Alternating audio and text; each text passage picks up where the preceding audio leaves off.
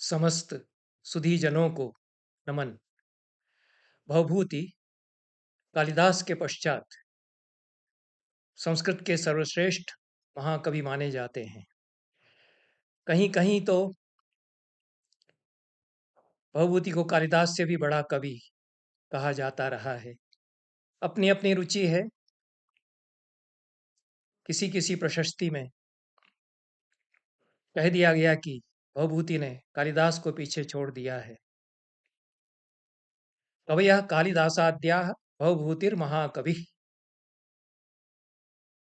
कालिदास आदि तो कवि हैं और भवभूति महाकवि हैं, ऐसा किसी ने कहा। उसके उत्तर में किसी दूसरे पंडित ने जवाब जड़ दिया, तरवः पारिजाताद्याः स्नुहि वृक्षो महातरु। यदि यह कहते हो कि कालिदास आदि तो सिर्फ कवि हैं, भवभूति महाकवि हैं, यह ऐसा ही है जैसे कि पारिजात आदि केवल तरु हैं और स्नुहि या थूहड़ का जो पेड़ है वह महातरु है, क्योंकि ऊंचाई में वो ज्यादा बढ़ सकता है। पारिजात पौधा होता है तब भी खूब फूलता है। तो यह उत्तर प्रशस्ति में दिया गया। प्रशस्तियों में कवियों की समीक्षा की एक लंबी परंपरा है संस्कृत में, और जिस प्रकार से खराब कविता हो सकती है उस प्रकार से खराब प्रशस्तियां भी हो सकती हैं। कई प्रशस्तियां इतनी महत्वपूर्ण हैं कि चिरस्मरणीय हैं। भवभूति को लेकर के और कालिदास और भवभूति के तारतम्य को लेकर के भी कई सूक्तियां हैं। उत्तरे रामचरिते भवभूतिर विशिष्यते। यह तो पाठ्य पुस्तकों में जब उत्तर रामचरित पढ़ाया जाता था तो खूब बताया जाता था। उत्तर रामचरित के संस्करणों में भवभूति के संबंध में संस्कृत साहित्य के इतिहासों में भी यह सदुक्ति बहुशः उद्धृत होती रही है। पर पूरी जो सूक्ति सुभाषित संग्रहों में मिलती है उससे पता चलता है कि क्या प्रशस्ति की परंपरा है। यह कालिदास के मुंह से ही कहलवा दिया गया उस सूक्ति में। एक प्रशस्तियों की परंपरा में यह भी हुआ कि कवि स्वयं कहता है अपने बारे में तब तो गर्वोक्ति हो जाती है, लेकिन कवि के नाम से कोई दूसरा परवर्ती कवि कि कालिदास ने यह कालिदास का यह कहना है ऐसा मान करके और प्रशस्ति लिख देता है, वह भी एक प्रशस्ति है। वयम वा भवभूतिर्वा नाटके वयमेव वा उत्तरे रामचरिते भवभूतिर विशिष्यते। कालिदास के मुंह से कहलवाया किसी ने कि कालिदास तो स्वयं ऐसा कहते हैं कि या तो हम ही हम, संस्कृत साहित्य के कवियों में सिर्फ हम, या फिर भवभूति, और नाटक में तो केवल हम ही। पर फिर कहते हैं कि उत्तर रामचरित में भवभूति विशिष्ट हो गए हैं, आगे बढ़ गए हैं, ऐसा भी अर्थ लिया जा सकता है। इस प्रकार से भवभूति के संबंध में उनके महाकवित्व को लेकर के और उनके कवि रूप को लेकर के पूरी परंपरा संस्कृत में सर्दियों की बहुत सम्मान पूर्वक भवभूति का स्मरण करती है। 3 नाटक भवभूति के प्रसिद्ध हैं, महावीर चरित, मालती माधव और उत्तरामचरित। पर भवभूति जितने बड़े कवि हैं, अत्यंत भावुक कोमल मन के जैसे कवि हैं, उतने ही प्रखर तार्किक और पंडित भी वे हैं। और दोनों, उनका तार्किक पंडित और उनका भावुक कवि, ये कैसा गठबंधन होता है कविता में, ये तो अद्भुत है। यह संस्कृत की परंपरा में ही ऐसा कदाचित संभव हुआ कि जितना महान पंडित है उतना ही बड़ा बड़ा कवि भी है। दोनों कवित्व और पांडित्य के शिखरों को छूता है, ऐसा नैषधकार हर्ष में हम देखते हैं। कालिदास बहुत बड़े पंडित हैं, पर प्रतिभा ऐसी उनकी है कि सब कुछ पचा जाते हैं। कविता की भाषा में उसको ऐसा ढाल देते हैं कि पता नहीं चलता है कि उन्होंने कितनी गहरी बातें कह दी हैं, शास्त्र कितना समाज समेट लिया है। पर भवभूति हुए, नैषधकार हर्ष हुए, ये तो शास्त्र ज्ञान का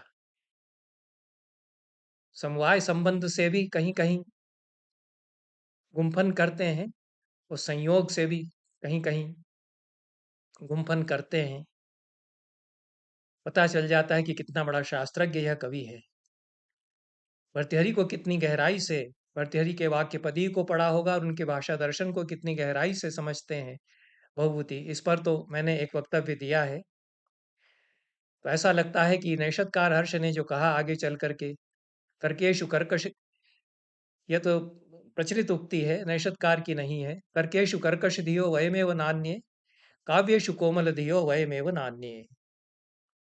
तर्क में कर्कश बुद्धि वाले भी हम, काव्य में कोमल बुद्धि वाले भी यह हम कहते आए हैं। हम मतलब पूरी हमारी परंपरा के जो मेधावी जन हैं, कवि जन हैं। नैषधकार ने कहा कि साहित्य सुकुमार वस्तु दृढ़ न्याय ग्रह ग्रंथिले काव्येवा मई संविधातरि समम लीलायते भारती। सुकुमार वस्तु वाला साहित्य हो, कोमल भावनाओं वाला चाहे साहित्य हो, या न्याय के ग्रह से ग्रंथिल जटिल शास्त्र परंपराएं हो, तर्क से युक्त हो, मेरी भारती मेरी वाणी समान रूप से लीला करती है। शय्या वास्त मृदु तरज छदवती दर्भांकुरैरन्विता, स्त्रीणाम यदि वल्लभ प्रियतम, चाहे सेज फूस की बिछाई जाए, दर्भ की बिछाई जाए, या कोमल रुई की ऊल से युक्त शैया बिछाई जाए, यदि प्रेम है स्त्री पुरुष में तो रति तो दोनों में समान रूप से आनंददायक होगी। तो तर्क की शैया पर भी हमने प्रेम के, तर्क के कांटों पर चलते हुए भी हमने प्रेम के प्रसून खिलाए, और वसंत के उद्यान में भी हमने वासंतिक पुष्प कविता के बिखेरे। यह हमारे यहाँ के कवि कहते रहे हैं। पंडित और कवि में कभी भी हमने इस तरह का विरोध नहीं देखा जो पश्चिमी परंपरा में देखा जाता रहा है। विद्वान विपश्चित दोषज्ञ संख्यावान पंडित कवि। अमरकोश में जब कवि के पर्याय गिनाते हैं तो विद्वान विपश्चित दोषज्ञ संख्यावान पंडित, इतने उसके पर्याय ही उन्होंने बता दिए हैं। भभूति पर फिर आते हैं। भभूति के संबंध में एक मान्यता यह भी है कि वे प्रख्यात दार्शनिक और मीमांसा दर्शन के आचार्य कुमारिल भट्ट के शिष्य उम्बेकाचार्य ही हैं। उम्बेक और भवभूति एक ही हैं। उम्बेक प्रसिद्ध मीमांसक हुए, उनका लिखा हुआ कुछ प्राप्त होता है, बहुत कुछ लुप्त हो गया है। शंकर पांडुरंग पंडित 20वीं शताब्दी के बड़े पंडित हैं, पंडिता क्षमाराव के पिता थे। बड़ा काम उन्होंने किया है भारतीय विद्या के लिए। यद्यपि कहीं प्राध्यापक नहीं रहे स्कूल कॉलेज यूनिवर्सिटी में, पर अपने काम के लिए विश्व में जाने जाते हैं। विदेशी विद्वानों ने भी स्वीकार किया कि शंकर पांडुरंग पंडित ने कितना अच्छा रिसर्च किया है। उन्होंने बहुत सारे ग्रंथों के क्रिटिकल एडिशन तैयार किए, समीक्षात्मक संस्करण तैयार किए। उसमें गौड़ वहो का भी उन्होंने समीक्षात्मक संस्करण बनाया शंकर पांडुरंग पंडित ने। उसकी भूमिका में उन्होंने लिखा है कि मालती माधव की पुरानी हस्तलिखित पोथियों में इस नाटक को कुमारिल भट्ट के शिष्य उम्बेकाचार्य के द्वारा विरचित कहा गया है। मालती माधव की सारी हस्तलिखित पोथियां खोजी जानी चाहिए, और भभूति का भी सभी नाटकों के समीक्षित पाठ संस्करण फिर से तैयार करने की आवश्यकता है। यद्यपि रामकृष्ण गोपाल भंडारकर ने और उडरमल ने ऑक्सफोर्ड में रह करके भभूति के मालती माधव के क्रिटिकल एडिशन तैयार किए, उत्तरामचरितम के भी संस्करण पीवी काणे और अन्य बड़े विद्वानों ने तैयार किए हैं। फिर भी अन्य सारी पांडुलिपियां खोज करके भभूति के सारे नाटकों के समीक्षित पाठ संस्करण बहुत परिश्रम से निकालने की आवश्यकता है। और विचित्र सूचनाएं भभूति के संबंध में अनेक पांडुलिपियों में मिलती है। महावीर चरितम के संबंध में भी उसको जला दिया गया, उसकी क्या कथा हुई और कैसे उसके शेष अंक 5वें अंक के बाद उसका अंश नहीं मिलता है, कुछ जला हुआ था, क्या हुआ? ये कथाएँ हैं, किस राजा ने जलवा दिया, क्यों जलवा दिया, इस पर अन्यत्र चर्चा कभी करेंगे, मैंने अपने पुस्तकों में चर्चा की भी है। पर मालती माधव की हस्तलिखित पोथियों में कुमारिल भट्ट के शिष्य उम्बेकाचार्य की कृति यह है, ऐसा लिखा हुआ है पुष्पिकाओं में। कुमारिल का समय 6ठी-7वीं शताब्दी है। भभूति का भी लगभग यही समय है, शंकराचार्य का भी यही समय है। और इस आधार पर एसपी पंडित का, शंकर पांडुरंग पंडित का यह कहना था कि भभूति और उम्बेकाचार्य जो बड़े मीमांसक हुए 7वीं शताब्दी के, वे भभूति ही हैं। पंडित बलदेव उपाध्याय ने दृढ़तापूर्वक समर्थन किया शंकर पांडुरंग पंडित के मत का। शंकराचार्य पर उनकी पुस्तक बहुत अच्छी है, उसमें उन्होंने कुमारिल का परिचय देते हुए कहा कि 3 शिष्य हुए कुमारिल के, प्रभाकर, मंडन मिश्र और तीसरे उम्बेक। पहले प्रभाकर तो प्रसिद्ध हैं, प्रभाकर को तो गुरु कहने लग गए थे स्वयं जो गुरु थे कुमारिल। मंडन मिश्र प्रभाकर मंडन मिश्र प्रभाकर के साथ कुमारिल के शिष्य थे, ऐसा भी वे कहते हैं पंडित बलदेव उपाध्याय। और तीसरे शिष्य उम्बेक हुए, उसमें उन्होंने लिखा है कि तीसरे शिष्य हैं उम्बेक अथवा भवभूति। और अब यह सब प्रमाण सिद्ध हो चुका है कि भवभूति प्रख्यात मीमांसक कुमारिल भट्ट के शिष्य थे, ऐसा वाक्य इसके बाद बलदेव उपाध्याय लिखते हैं। एसपी पंडित या शंकर पांडुरंग पंडित के द्वारा दिए गए प्रमाण पर ही ज्यादा वे अवलंबित हैं, पर अन्य प्रमाण जिनका उल्लेख अन्य लेखकों ने भी किया है, भभूति पर जितनी पुस्तकें हैं उनमें कहीं कहीं उल्लेख आते हैं। और विशेष रूप से गोका भट्ट बड़े विद्वान हुए, जी के भट्ट, उन्होंने जो भभूति पर लिखा है उसमें उन्होंने ये चित्सुखाचार्य की तत्व प्रदीपिका पर जो नयन प्रसादिनी टीका है उसका उद्धरण दिया है। बलदेव उपाध्याय ने भी इसका उल्लेख किया है। चित्सुखाचार्य वेदांत के प्रख्यात आचार्य हुए, उनका ग्रंथ तत्व प्रदीपिका है, उस पर नयन प्रसादिनी टीका लिखी है प्रत्यभूय भगवान ने। इस नयन प्रसादिनी टीका में भवभूति का बार बार उल्लेख किया गया है। और एक वाक्य आता है जिसकी तरफ ध्यान नहीं दिया जाता है। ये ये गोका भट्ट या जी के भट्ट ने इस वाक्य को उद्धृत किया है।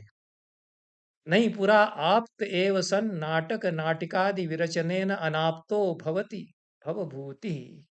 बड़ा मार्मिक वाक्य है। जो पहले आप्त थे वे भवभूति कुछ नाटक नाटिका लिखने से अनाप्त नहीं हो जाते। भवभूति को उम्बेकाचार्य के रूप में सम्मान देते हुए कितना उनका स्थान है मीमांसा दर्शन के आचार्यों में कि वे आप्त हैं, यह टीकाकार कहता है।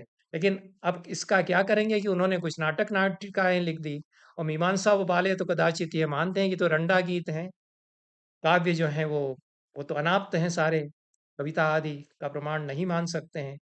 और इतने महान मीमांसक होते हुए भी उन्होंने कुछ कविता और नाटक नाटिकाएं लिख दी, तो वो अनाप्त तो नहीं हो गए। तो कहते हैं कि नहीं, ऐसा नहीं हुआ है, वो आप्त थे और कुछ नाटक नाटिकाएं लिख दी हैं तो उससे अनाप्त तो नहीं हो जाते हैं। प्रतिभुई भगवान की ये टीका है नैना प्रसादिनी, जो चित्सुखाचार्य की तत्व प्रदीपिका में, तत्व प्रदीपिका पर जो उनकी टीका है उसमें यह लिखते हैं। और बार बार भवभूति का स्मरण भी वे करते हैं आदर के साथ। और यह भी वे कहते हैं कि उम्बेकाचार्य ही भवभूति हैं। यह दूसरा प्रमाण आता है मालती माधव की पुरानी पोथियों के अलावा, कि प्रतिभुई भगवान जो कि 14वीं-15वीं शताब्दी में नयन प्रसादिनी टीका लिख रहे हैं चित्सुख के ग्रंथ पर, उनकी उनको इस परंपरा का स्मरण है कि उम्बेक और भवभूति एक ही व्यक्ति हैं। और दूसरे ग्रंथकार बोधायनाचार्य हैं, ये भी वेदांत के प्रसिद्ध आचार्य हैं। तत्वशुद्धि नाम का इनका ग्रंथ है। तत्वशुद्धि में भेदाभेद निराकरण प्रकरण आया है। भेदाभेद निराकरण प्रकरण में उम्बेक की चर्चा बोधायनाचार्य ने की है और उपेक्षा की है, क्योंकि मीमांसा के आचार्य हैं, वो वेदांत का आचार्य तो खंडन करेगा ही। तो उम्बेक के संबंध में लिखते हैं कि अयम तु क्षपणक मतादपि पापी यान उम्बेक पक्ष इत्युपेक्षते। यह जो उम्बेक का पक्ष है, यह तो क्षपणक के मत से भी ज्यादा पापी है, इसलिए उपेक्षा हम इसकी करते हैं। उम्बेकाचार्य ने भावना विवेक, जो मंडन मिश्र का प्रसिद्ध ग्रंथ है, उस पर टीका लिखी थी, जो काशी संपूर्णानंद संस्कृत विश्वविद्यालय के सरस्वती भवन सीरीज के अंतर्गत छपी हुई है। और अन्य भी टीकाएं उम्बेकाचार्य की हैं। तो यह उम्बेक ने कुमारिल के श्लोक वार्तिक पर भी टीका लिखी थी। और यह नैना प्रसादिनी टीकाकार बताते हैं कि उम्बेकाचार्य अर्थात भवभूति ने उम्बेक के नाम से कुमारिल के श्लोक वार्तिक पर टीका लिखी है। आनंदपूर्ण जो दूसरे आचार्य हैं, उन्होंने खंडन खंड खाद्य की विद्यासागरी टीका में उम्बेक की श्लोक वार्तिक टीका का संदर्भ दिया है। इसलिए यह उम्बेक की जो श्लोक वार्तिक पर टीका है, यह इन लोगों को प्राप्त थी। पूरी यह टीका प्राप्त नहीं होती है। और भवभूति कितने बड़े मीमांसक हैं, यह उनके नाटकों से तो पता चलता है। और संकटाई आहिताग्नि नाम प्रत्यवायिर्गृहस्थता, आहिताग्नि क्या होता है यह वे बताते हैं। और परिचय जो अपना देते हैं, उसमें वे कहते ही हैं कि कितने बड़े भट्ट गोपाल आदि जिनके पितामह हैं, इतने बड़े विदर्भ देश के बड़े मीमांसक, ख्यात मीमांसकों के कुल में जन्म लिया है इसने। भवभूतिर नाम जतु करणी पुत्र, ऐसा नाम अपना बताते हैं। तो फिर समस्या आ जाती है कि उम्बेक नाम था तो भवभूति नाम क्यों कहते हैं। कदाचित उम्बेक नाम छोड़ करके उन्होंने भवभूति साहित्यिक नाम रख लिया। पर वहीं पर मालती माधव और महावीर चरित की प्रस्तावना में यह भी कहते हैं कि श्रीकंठ पद लांछनो भवभूतिर नाम। श्रीकंठ श्रीकंठ नाम से भी जाने जाते हैं, ऐसे भवभूति जिनका नाम है। ऐसा प्रस्तावना में अपने परिचय में सूत्रधार के मुख से भवभूति कहलवाते हैं। तब श्रीकंठ नाम है वास्तविक की भवभूति नाम है वास्तविक की उम्बेक नाम है वास्तविक, यह भी एक समस्या आती है इसमें। ऐसा लगता है कि उम्बेक नाम उनका मीमांसक के रूप में था, साहित्य में उन्होंने नाम भवभूति अपना रखा, और पितृ परंपरा से प्राप्त नाम श्रीकंठ हो सकता है। क्योंकि भवभूति उनका साहित्यिक नाम है, यह तो उनके नाम से अथवा उनके द्वारा विरचित बताते हुए सुभाषित संग्रहों में एक पद्य मिलता है, उससे लगता है कि भवभूति की उपाधि उनको दे दी गई। गिरिजाया स्तनौ वंदे भवभूति सिता ननौ, तपस्वी काम गतो अवस्थामित्येव स्मेरा ननौ। सुंदर पद्य है और श्रृंगार का है।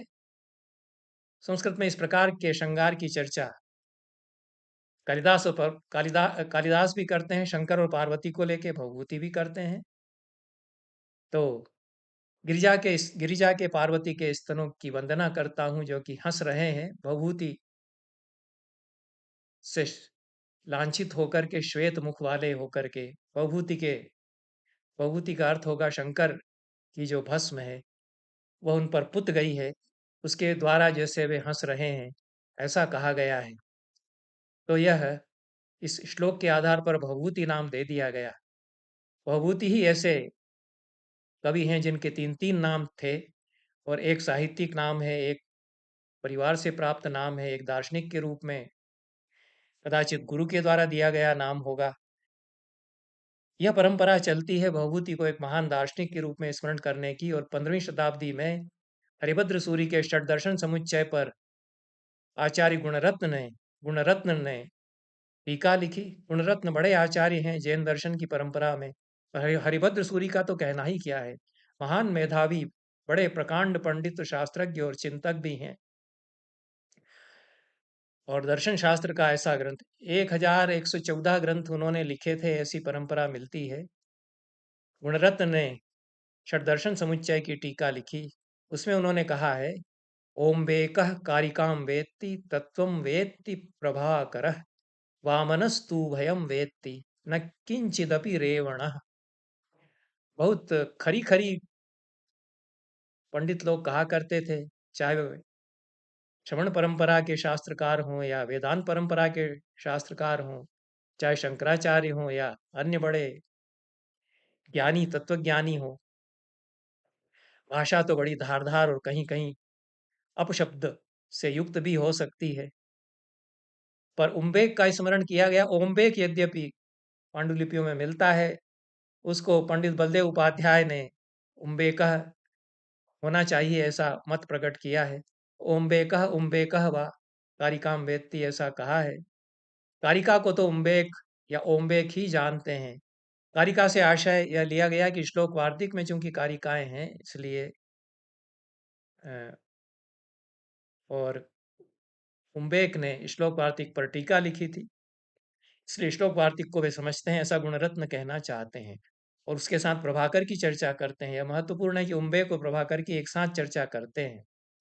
तो दोनों को समतुल्य मानते हुए समकालीन कदाचित वे मान रहे हैं। प्रभाकर आचार्य मीमांसा के कुमारिल के शिष्य को, और वामन की भी चर्चा यहाँ करते हैं। फिर कहते हैं कि रेवण तो कुछ जानता ही नहीं है। रेवण कौन है यह अन्वेष्टव्य है, कम से कम मुझे नहीं मालूम है। इस प्रकार से भभूति और उम्बेक एक ही हैं, इतना तो मत स्वीकार्य लगता है। लेकिन इसमें फिर समस्याएं कुछ आ जाती हैं, क्योंकि ये समस्याएं शंकराचार्य पर जो चरित लिखे गए उनके द्वारा भी जन्म इनका हुआ है। और मंडन मिश्र, सुरेश्वर, विश्वरूप, ये तीन आचार्य, इनसे भवभूति की अभिन्नता का सवाल कहीं कहीं उठता है। भवभूति ही सुरेश्वराचार्य हैं, यह भी एक मान्यता है। और भवभूति विश्वरूप है, विश्वरूप भी बड़े आचार्य हुए। और सुरेश्वर और विश्वरूप एक ही व्यक्ति हैं। और सुरेश्वर यदि भवभूति हैं तो भवभूति, सुरेश्वर और विश्वरूप तीनों एक ही व्यक्ति हैं। तब तो फिर भवभूति के 5-6-7 नाम हो जाएंगे कि सुरेश्वर भी उन्हीं का एक नाम, विश्वरूप भी उन्हीं का एक नाम।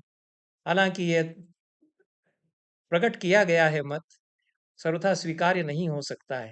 ये चूंकि मीमांसा के बड़े आचार्य हैं, मंडन मिश्र यद्यपि वेदांत के आचार्य हैं, पर सुरेश्वर और मंडन मिश्र ये इनकी अभिन्नता मानने वाला भी एक पक्ष है, और सुरेश्वर और विश्वरूप की अभिन्नता मानने वाला भी एक पक्ष है। इसमें जो जटिलताएं उत्पन्न हुई हैं वो शंकर दिग्विजय, शंकर विजय इत्यादि जो काव्य हैं उनके कारण भी कुछ अ, समस्याएं उत्पन्न हुई हैं। और शंकर विजय तथा विवरण प्रमेय संग्रह में बताया गया कि मंडन मिश्र संन्यास ग्रहण करने पर सुरेश्वराचार्य के नाम से प्रसिद्ध हुए। यद्यपि इसको सर्वसम्मति से स्वीकार नहीं किया जाता है। और आधुनिक विद्वानों ने, गोविंद चंद पांडे इत्यादि जिन्होंने कि शंकराचार्य पर अच्छा कार्य किया है, वो इसको स्वीकार नहीं करते हैं। और शंकर दिग्विजय महाकाव्य के 7वें सर्ग में मंडन मिश्र वृत्तांत जो आता है, उसमें मंडन मिश्र और विश्वरूप को अभिन्न कह दिया गया है। तब मंडन मिश्र और सुरेश्वर को विश्वरूप मानने वाले शंकर विजय काव्य विवरण प्रमेय संग्रह का उल्लेख, और शंकर दिग्विजय महाकाव्य के 7वें सर्ग का उल्लेख जिसमें कि मंडन मिश्र और विश्वरूप को अभिन्न कह दिया गया है, इससे ये कुछ परंपरा में बाद में अनुमानतः अभिन्नता स्थापित कर ली गई ऐसा भी लगता है। और भभूति, सुरेश्वर, उम्बेक, मंडन मिश्र और विश्वरूप ये पांचों एक ही व्यक्ति मान लिए जाएं, ऐसा फिर इन उल्लेखों से मानना पड़ सकता है। हालांकि मैं नहीं मानूंगा। विश्वरूपाचार्य ने याज्ञवल्क्य की स्मृति पर बाल क्रीड़ा नामक टीका लिखी थी, जिस पर यतीश्वर वेदांतपन ने विभावना नाम से उपटीका लिखी। विभावना में यतीश्वर कहते हैं। वे बाद के टीकाकार हैं और ये लिख रहे हैं, यत् प्रसादादयं लोको धर्म मार्ग स्थितः सुखी भवभूति सुरेशाख्यम विश्वरूपम प्रणम्यतम। अपने ग्रंथ के उपोद्घात में वे कहते हैं, विभावना टीका में, कि जिनकी कृपा से धर्म मार्ग में स्थित होकर के यह संसार सुख में जी रहा है, ऐसे भवभूति जिनका नाम सुरेश या सुरेश्वर है, ऐसे विश्वरूप, उनको प्रणाम करके मैं यह टीका लिख रहा हूँ। यतीश्वर क्या ये कहना चाहते हैं कि भवभूति, सुरेश्वर और विश्वरूप एक ही व्यक्ति के नाम हैं? विवरण प्रमेय संग्रह में माधव ने इस श्लोक को उद्धृत किया है। और एक कार्य किसी विद्वान ने किया है जिसमें कि बाल क्रीड़ा और उत्तराम चरित में, ये जो टीका है बाल क्रीड़ा, उसमें उन्होंने समानता स्थापित की है।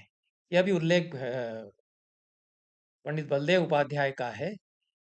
तो यह पंडितों में परंपराएं और टीकाओं में परंपराएं चली आ रही हैं, पर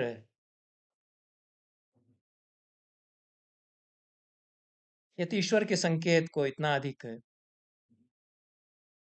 स्वीकार किसी ने नहीं किया।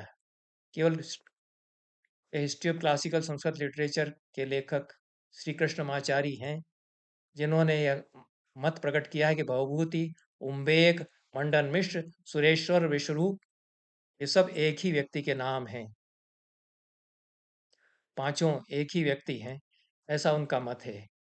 पर कुल मिलाकर के इस सारे विवादों के बीच, नाना प्रकार के उल्लेखों के बीच, आधुनिक विद्वानों ने इनको मंडन मिश्र और सुरेश्वर की अभिन्नता को भी स्वीकार नहीं किया है। विश्वरूप, मंडन मिश्र और सुरेश्वर की अभिन्नता को भी स्वीकार नहीं किया गया है। विश्वरूप और सुरेश्वर की अभिन्नता को भी सर्वसम्मति से स्वीकार नहीं किया गया है। और भवभूति से इन तीनों की अभिन्नता का प्रश्न ही नहीं उठता है। पर भवभूति और उम्बेक एक ही व्यक्ति हैं, और उम्बेक बड़े मीमांसा के आचार्य हैं, जो कि कुमारिल भट्ट के शिष्यों में अन्यतम है। प्रभाकर के साथ यह परंपरा सर्वथा ग्राह्य है। उस दृष्टि से भवभूति और पूरी संस्कृत नाटक की, संस्कृत साहित्य की परंपरा का भी पुनः पाठ